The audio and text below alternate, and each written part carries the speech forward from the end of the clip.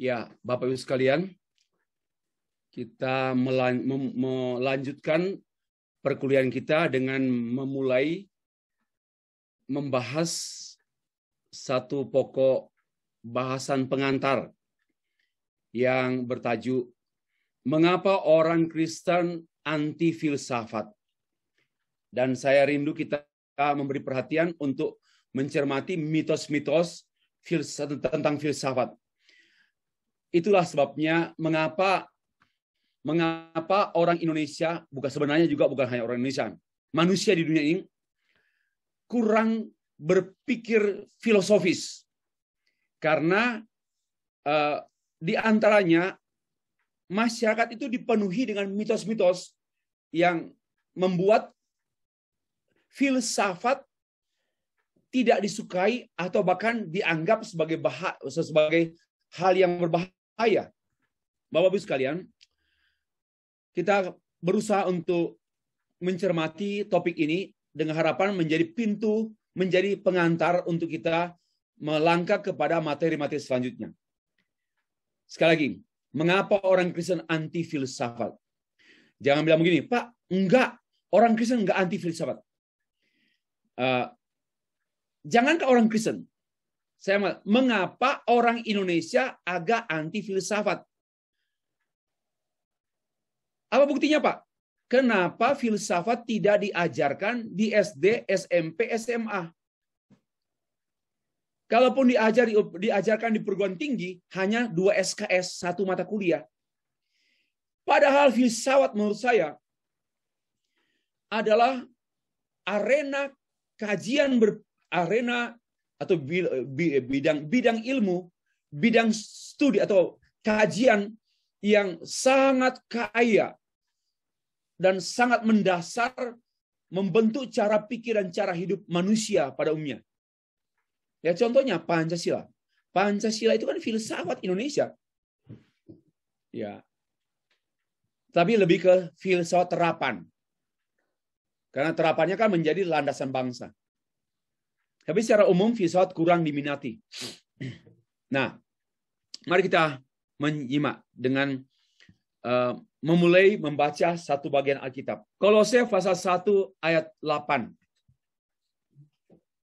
Hati-hatilah supaya jangan ada yang menawan kamu dengan filsafat yang kosong dan palsu menurut ajaran-ajaran turun-temurun dan roh dunia, tetapi tidak menurut Kristus.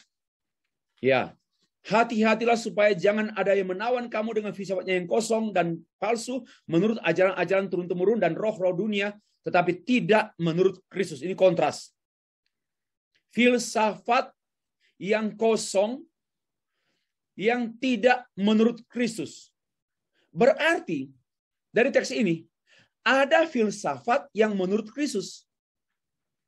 Sayangnya banyak orang bertolak dari teks ini, langsung mengatakan, hati-hati, dari atas mimbar berteriak, hati-hati dengan semua filsafat.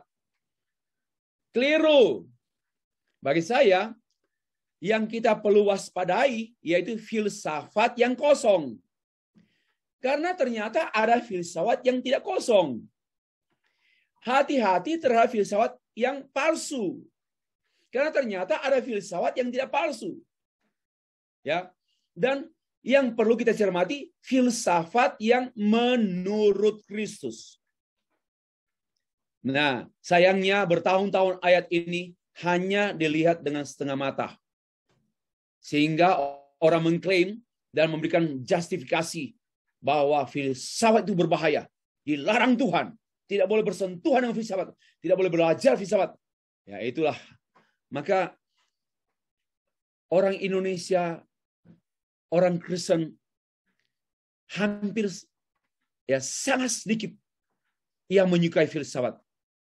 Dan paling hanya mungkin seberapa yang tertarik dengan belajar filsafat secara khusus. Padahal sebenarnya filsafat itu adalah jantung setiap ilmu. Dengar baik-baik. Filsafat itu adalah jantung setiap ilmu. Ilmu tanpa jantung, ya kacaulah ilmu itu. Ekonomi tanpa philosophy of economic, impossible. Sosiologi tanpa philosophy of sociology, atau mungkin philosophical sociology atau sociological philosophy. Tidak mungkin. Karena semua disiplin ilmu berjantung, memiliki filosofinya. Ya, oke. Mitos Kristen terhadap filsafat, Bapak Ibu sekalian. Kita mulai dengan pernyataan, tidak semua filsafat yang tidak sesuai dengan teologi Kristen. Namun banyak yang menghindari bahkan anti filsafat karena sejumlah mitos. Ya, saya suka belajar filsafat dan juga mengajar filsafat. Hanya persoalannya saya mengajar filsafat itu hanya level S1. S2 nggak ada mata kuliah filsafat. S3 juga tidak ada mata kuliah filsafat. Sehingga hanya 2 SKS juga, nggak maju-maju. Ya, karena bagaimanapun saya harus beritahu bahwa khotbah Bapak Ibu sadar tidak sadar ada pemikiran filosofis. Pada waktu Bapak Ibu menyampaikan sesuatu yang mutlak, ya, misalnya begini, di luar Kristus tidak ada kasih karunia Allah. Itu sudah filosofi, itu sudah pernyataan filosofis. Maka sayangnya ada orang yang anti filsafat, tetapi sebenarnya dalam tugas-tugasnya itu tidak pernah terpisahkan dari butir-butir pemikiran filosofis. Itu artinya belum paham mengenai filosofi filsafat. Nah, satu, mitos Kristen tentang filsafat. Satu, kebenaran ini dijadikan alat untuk menghakimi yang tadi nih, menghakimi filsafat secara membabi buta. Semua filsafat itu kosong, palsu, roh-roh dunia, berlawanan dengan Kristus. Inilah mitos. Ya, semua filsafat itu palsu, kosong, roh-roh dunia, berlawanan dengan Kristus. Amin. Oh, teriak jemaat, amin. Maka semua jemaat mengaminkan itu menjadi anti filsafat. Biarpun dia mungkin dosen filsafat. Coba, aneh kan?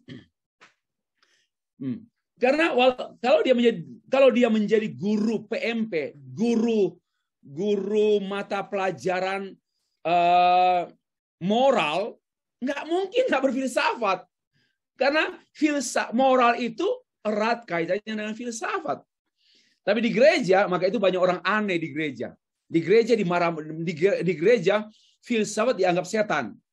Tapi itu mata pencaharian tiap-tiap hari dia guru filsafat Kristen. Itu persoalannya ya. Ya, maka saya katakan kita harus membersihkan gereja dari kebohongan-kebohongan. Pendeta yang menghakimi jemaat dengan kalimat-kalimat khotbah takabur seperti ini bagi saya tidak pantas. Ya, pasti tua Roh Kudus tidak mengurapi dia. Kenapa? Karena salah menyampaikan kebenaran. Seharusnya filsafat tertentu yang mana yang benar-benar adalah filsafat kosong. Karena Pancasila itu filsafat. Masa kosong? Ya, itu philosophy of our nation. Itu ideologi bangsa kita yang adalah filosofisnya. Nah, kemudian kita bilang itu setan, roh-roh dunia, palsu. Siapa yang berani berkata bahwa Pancasila itu palsu? Kan tidak mungkin. Tapi di mimbar, janganlah mengeneralisasi. Itu poin saya. Ya, yang pertama. Yang kedua, memang filsafat sejak permulaan era modern silam mendominasi dunia pendidikan, pengetahuan, sehingga dijadikan regina scientiarum. Regina artinya induk ilmu pengetahuan. Namun disalah terapkan oleh sebagian teolog yang kemudian menghasilkan teologi liberal. Dan akibatnya teologi Kristen dirusak-rusakkan. Menjadi rusak karena pengaruh pola pikir filosofi yang diadopsi oleh teolog-teolog menerapkannya dalam memeriksa Alkitab. Ya, bukan salah filsafat, tapi salah teolog. Salah orang belajar.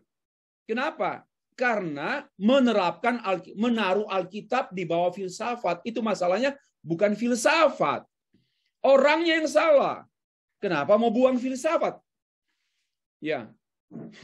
Masa mamanya anjing yang ambil daging ikan di meja, anak anjing yang ditendang. Karena mama anjing sudah lari.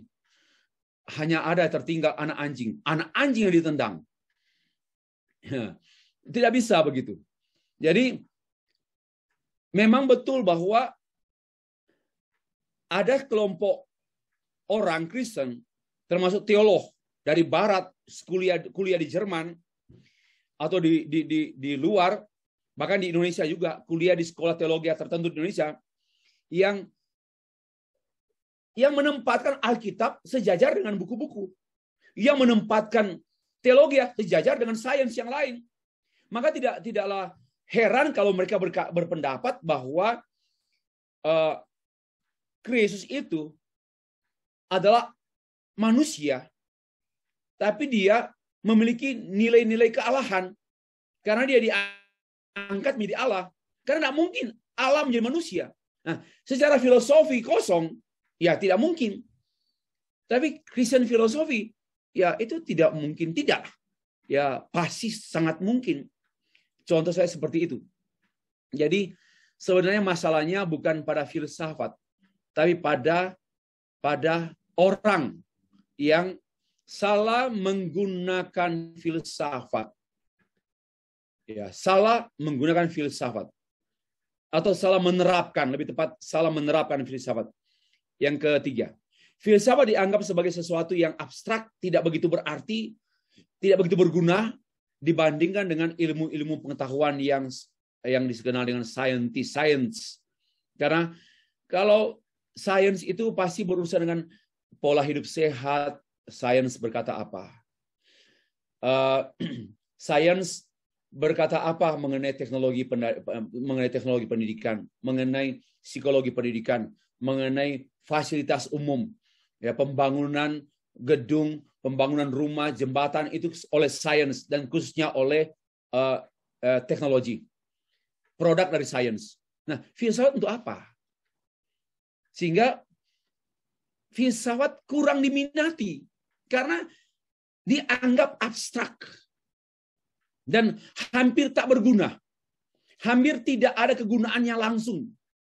Padahal tegak lurusnya satu pemahaman, satu pengetahuan, satu kebenaran itu ditopang oleh filosofi. Kalau pengetahuan sudah kehilangan filsafat, maka pengetahuan itu akan dilacurkan. Maka tidak heran banyak ilmuwan yang menjual ilmunya demi kejahatan dunia. Kenapa? Karena kehilangan filosofinya. Yang keempat, pengkhotbah fundamentalis menyerang filsafat dan menakut-nakuti jemaatnya di hari As-Mimbar gereja dan menyatakan bahwa filsafat itu racun yang berbahaya bagi iman, bahkan dianggap alat setan. Ya, dianggap alat setan dan dianggap apalagi yang negatif sehingga memang terekam dalam pikiran jemaat bahwa filsafat itu memang buruk, jelek, alat setan. Khususnya untuk pengkhotbah fundamentalis. Tetapi ada juga kelompok pengkhotbah yang pengkhotbah humanis. Jadi ada dua kubu. Pengkhotbah humanis dan pengkhotbah fundamentalis. Pengkhotbah fundamentalis cenderung anti filsafat, sedangkan pengkhotbah humanis cenderung menyukai filsafat sampai menempatkannya sebagai tolok ukur. Jadi ada dua kubu. Jadi di Indonesia, di Manado khususnya, Bapak bisa melihat siapa pendeta yang humanis, ya, yang humanis sehingga khotbahnya nggak pernah bicara setan, nggak pernah bicara dosa, nggak pernah bicara pertobatan, karena mereka humanis. Pendeta-pendeta humanis itu bicara kebaikan, keadilan, bagaimana memberi perhatian kepada orang susah, bagaimana mengatasi ketidakadilan, dan tidak pernah bicara mengenai setan itu ada, neraka itu ada, pertobatan harus, tidak bicara mengenai pengampunan dosa, tidak bicara mengenai dosa. Itulah. Jadi dua kecenderungan ini. Ada pendeta humanis, ada pendeta fundamentalis. Nah, Bapak Ibu sekalian, perhatikan bahwa Bapak gereja Latin atau Latin Fathers seperti Tertullian, Arnobius, mereka menolak filsafat karena mereka menganggap itu merupakan hasil daripada satu masyarakat penyembah berhala, hidden product. Filsafat itu dianggap hasil dari satu paguyuban, satu masyarakat penyembah berhala. Jadi ada. Lanjut. Tertullian menyatakan bahwa filsafat adalah alat setan. Dengan menyatakan what have dalam bahasa Inggris kita what have Athens and Jerusalem to say to one another? After all, the God of the philosopher is not the God of the Bible, the God of Abraham, Isaac, and Jacob. Jadi mengungkapkan apa yang yang telah dikatakan oleh orang-orang di Athena dan Yerusalem tentang satu dan lain. Misalnya orang Athena bicara apa, orang Yerusalem bicara apa. Ya, berbeda. Nah, after all, setelah itu Allah menurut para filsuf bukanlah Allah menurut Allah Bible. Bukanlah Allah Alkitab. Allah Ishak, Allah Yakub, Allah Yerusalem. Karena Allah filsafat adalah Allahnya Athena. Nah, Tertullianus menyampaikan sikap negatif terhadap filsafat. Ya, jadi dari kutipan ini ada split filosofi and Bible. Itu tidak bersentuhan. Itu masalah. Hal ini saya ambil dari bukunya Norman Geisler dan Paul Feinberg dari buku berjudul Introduction to Philosophy, A Christian Perspective di halaman 5.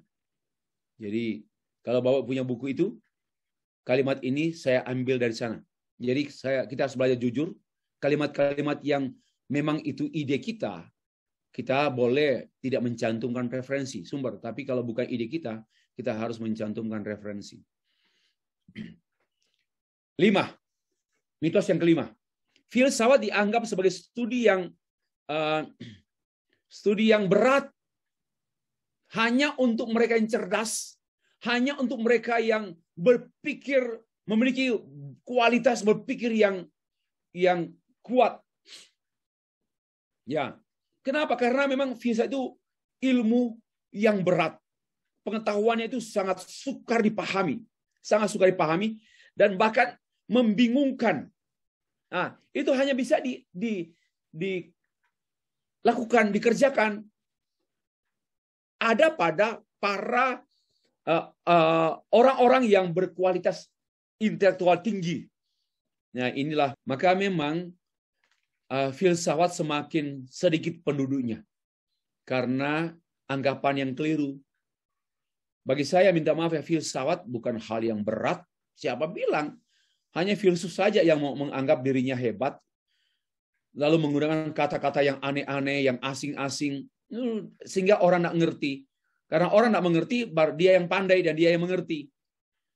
Itu kecelakaan berpikir. Bagi saya itu bukan filsuf, ya, tetapi filsuf palsu. Filsuf itu making people easy to be understood. Membuat orang mudah untuk dimengerti. Baik orang making people membuat orang langsung mengaminkan, langsung mengiyakan. Jangan sampai membuat orang mengerutkan kening. Seperti kepura-puraan para filsuf yang menaruh tangannya di dagu, kemudian berpura-pura berpikir. Itu aneh. Nggak usah kita ikut-ikut dengan filsafat Yunani kuno lah. Memang sudah kuno. Normal saja. Filsafat itu kehidupan, dan kehidupan itu adalah filsafat. Filosofis. Jadi sebenarnya bukan karena orang pandai, orang cerdas, maka berfilsafat. Enggak. Tidak perlu. Lanjut. Dalam masyarakat, filsafat tidak begitu diminati, bahkan dipandang sebagai momok yang menakutkan. Wah, ngeri. Kenapa? Itu untuk orang-orang pandai, Pak. Saya kan kurang pandai. Ya, karena sulit dipahami dan hanya untuk pemuasan logika semata-mata. Maka tidaklah heran orang pun berpendapat bahwa filsafat itu hanyalah milik para elit intelektual, hanya milik orang-orang berpendidikan tinggi. Kan? Bapak Ibu nggak usah berdalih lagi. Memang ini anggapan-anggapan dunia. Coba tanya sama nenek-nenek di pasar, tanya sama masyarakat lah. Pasti ini jawabannya. Ya, itu nampak pada cara bicara, sambutan-sambutan. Wah, seperti filosofis sekali. Sampai jemaat mengangguk-anggukkan kepala, bukan karena mengerti, tetapi karena mengakui dia seorang filsuf. Ya. Kita harus merubah dunia. Janganlah bersembunyi di balik kata-kata. Apa yang ada di pikiran kita, itulah yang kita katakan. Ya, jangan bersembunyi. Mari kita menjadikan dunia ini lebih mudah lagi memahami kita, dan lebih mudah kita memahaminya. Ya. Apa hasil para filsuf, para ilmuwan yang terlalu mempersulit dunia ini dengan pandangan dan teori-teori, konsep-konsep yang sulit-sulit? Nggak ada hasil. Nah, kecuali jangan juga menganggapnya sebagai latihan berpikir. Latihan berpikir itu bukan harus berat-berat, bukan. Tapi harus sering berpikir. Itu latihan berpikir. Nah, 6. Ketidaktertarikan masyarakat kepada filsafat semakin diperparah dengan sikap arogansi segelintir orang yang berpura-pura menyukai filsafat, berpikir filosofis, namun kurang memadai pengetahuan filsafatnya. Tidak dibarengi dengan perilaku yang baik, cenderung mendominasi diskusi dan percakapan, suka berdebat, bahkan cepat mempersalahkan pendapat orang lain. Atas nama filsafat, dan perdebatan pun tidak pernah berakhir. Inilah pemandangan yang buruk yang dilakoni oleh oknum-oknum yang keliru. Bagi saya, seorang filsuf dan seorang berpengetahuan, makin berpengetahuan, makin sukar bicara. Makin sukar bicara. Karena dia mencari bagaimana dia bicara apa yang tepat, yang sesuai. Karena makin banyak tahu, dia akan berkata, mana yang sesuai. Apalagi seorang pengkhotbah, seorang hamba Tuhan, dia akan betul-betul menggumuli apakah ini message-nya Tuhan atau message-nya saya. Inilah poin yang ke-6. Ya. 7. Filsafat diajarkan baru pada jenjang perguruan tinggi. Itu pun hanya satu mata kuliah. Dan mata kuliahnya berjudul bernama pengantar filsafat. Hanya pengantar terus, berabad-abad pengantar. Kapan ke filsafat? Pengantar terus. Kecuali ada program studi filsafat. Di UGM ada. Saya nggak tahu di Unstrat Manado ada enggak fakultas dan program studi filsafat. Saya nggak tahu. Ya, saya juga nggak tahu apakah kemungkinan besar tidak ada satu sekolah teologi di Indonesia yang ada prodi filsafat. Kecuali STT Jakarta. Tapi mohon maaf, mereka bukan filsafat. Teologi ya, tapi namanya filsafat. Jadi karena mereka berada di bawah Dikti, tidak mau berada di bawah Kementerian Agama Bimas Kristen. Ya itulah, tapi sekarang sudah disuruh pulang karena ternyata di Dikti pendidikan tinggi tidak ada nomenklatur teologi. Harus filsafat. Maka mereka mengubah istilah menjadi filsafat, tapi mata pelajarnya teologi. Nah, ini kan agak bohong-bohong kan? Sorry ya. Manipulasi lah. Ya, itu sudah sudah ketahuan jelas. Karena kan yang dipelajarkan PL, PB, tafsir PL, tafsir PB. Lah kok itu filsafat? Ya tidak mungkin. Ya. Kalau apologetika boleh, filsafat teologi. Ya. Sorry, saya memang bicaranya apa saja lah. Sudah tidak mau tahan-tahan. Karena kan ya kalau masih umur panjang masih 20 tahun lah. Iya, kalau umur pendek tahan-tahan omongan ya bagi saya itu hutang saya. 8. Mereka tidak mengetahui arti dan berartinya tugas filsafat.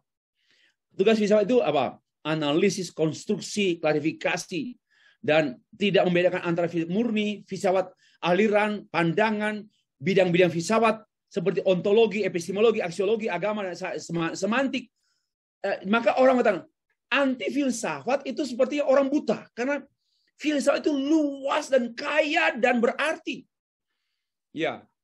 Dan mengapa orang anti filsafat? Karena memang tidak mengerti filsafat. Padahal sebenarnya filsafat itu berbicara mengenai analisis. Karena ada filsafat language filosofi. Lalu ada konstruksi, bagaimana mengkonstruksi pemikiran, membuat klarifikasi. Lalu juga ada filsafat murni, ada filsafat aliran, ada bidang-bidang filsafat, banyak sekali. Lalu orang bilang anti filsafat, nampaknya itu mereka tidak mengerti filsafat. Nah, maka itu kalau tidak mengerti, jangan membuat kesimpulan, yaitu anti filsafat. Nggak suka filsafat, itu kesimpulan. Padahal tidak mengerti filsafat. Ini kan satu kesalahan berpandangan. Satu kesalahan lah. Akhirnya kita memperhatikan kalimat penutup ini.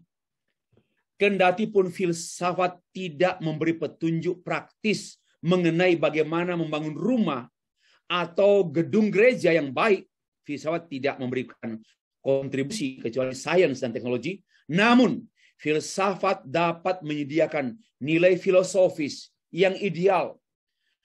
Berbicara mengenai rumah yang ideal, gereja yang ideal, itu menyangkut tata letak. Itu filosofi. Kalau menyangkut kekuatan bangunan gereja, itu teknologi, itu science and technology. Tapi berbicara mengenai keberfungsian ruangan-ruangan, itu filosofi. Ya. Lalu warna cat gedung disesuaikan dengan budaya setempat, itu filosofi. Siapa bilang filsafat tidak berurusan dengan hal-hal praktis? Dia bicara soal yang ideal. Ya, misalnya kalau Bapak Ibu mempunyai bentuk wajah bulat, maka tata rambutnya harus filosofis. Kan? Jangan bobet, bobet udah bulat baru pakai poni sini lalu potong pendek. Ini bola kaki. Mengerti? Itu namanya enggak filosofis. Tolong jangan menikah dengan orang yang tidak filosofis. Saya minta sungguh-sungguh demi nama gereja. Jangan menikah dengan orang yang tidak filosofis. Tapi sembuhkan dia dulu. Kenapa? Orang yang tidak filosofis agak gila. Masa menikah dengan orang gila? Saya nggak tahu Bapak Ibu, apakah tergoncang imannya karena kalimat-kalimat saya. Sekarang saya mengharapkan kalimat-kalimat saya menggoncang supaya bertanya gitu loh. Jadi bagi saya, tata rambutnya, lalu pakaian yang dia pakai harus filosofis. Kecuali hanya itu yang ada, pakai blanket saja, ya enggak apa-apalah. Ya, kecuali kalau orang kurang lah, enggak apa-apalah, enggak usah filosofis, yang penting aman dan nyaman. Ya, sudah orang yang cukup berada, kemudian cara pakai pakaian enggak filosofis. Cara tata rambutnya enggak filosofis. Rambut saya ini dari SD, SMP enggak berubah, kecuali dulu gondrong. Ya, sejak digunting SMA sampai sekarang rambutnya seperti ini, tidak berubah dahulu, sekarang, dan selama-lamanya, kecuali rontok. Oke. Nah, filsafat membawa kita kepada pengertian yang jelas dan kuat. Kemudian menuntut kita kepada tindakan dan perbuatan yang jelas dan kuat.